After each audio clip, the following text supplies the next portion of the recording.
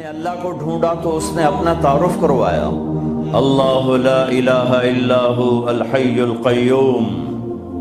میں وہ ہوں جو موت سے پاک ہوں۔ اب پابند بن کے چلو اس اللہ کے جس کی شہنشاہی ہے، اس اللہ کے جس نے مجھے بنایا، اس اللہ کے پابند بنو جس نے مجھے آنکھوں کا نور دیا، زبان میں بول دیا،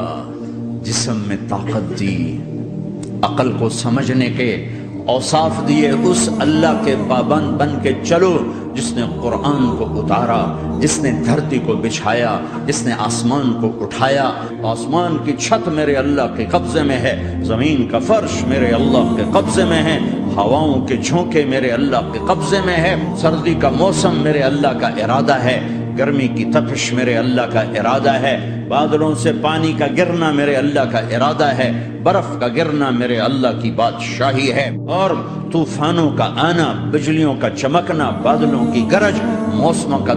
تبدیل ہونا، درختوں کے پھل، پھلوں کے ذائقے، ذائقوں میں خوشبو، پھلوں میں مٹھاس، پھلوں کے اوپر کور، چھلکے۔ ایک انار ہی میرے رب کی قدرت کا شاہکار ہے، دانا دانا ذرا جوڑ کے دکھاؤ، پھر اس کو پردوں میں لپیٹ کے دکھاؤ، پھر اس کی پیکنگ کر کے دکھاؤ، پھر اس میں رنگ بھر کے دکھاؤ، پھر اس میں ذائقے بھر کے دکھاؤ، گائے کے تھن سے نکلتا دودھ دیکھو، ہرن کے نافے میں مشک اور سانپ کے منہ میں زہر اور مکھی کے منہ میں شہد، آدم کی ساری نسل کا مالک، 2 پاؤں پہ چلنے والوں پر بادشاہ، 4 پاؤں پہ چلنے والوں کا مالک، پانی کی مخلوق، ہوا کی مخلوق، زمین کی مخلوق، رینگنے والے، اڑنے والے، تیرنے والے، جھپٹنے والے، دھاڑنے والے، پھاڑنے والے، ڈسنے والے، سب پر میرے اللہ کی شہنشاہی ہے۔ للہ ملک السماوات والارض وما فیہن، لہ ما فی السماوات وما فی الارض وما بینہما وما تحت الثری وان تجہر بالقول فانہ یعلم السر واخفی۔ وہ کون ہے؟ اللہ۔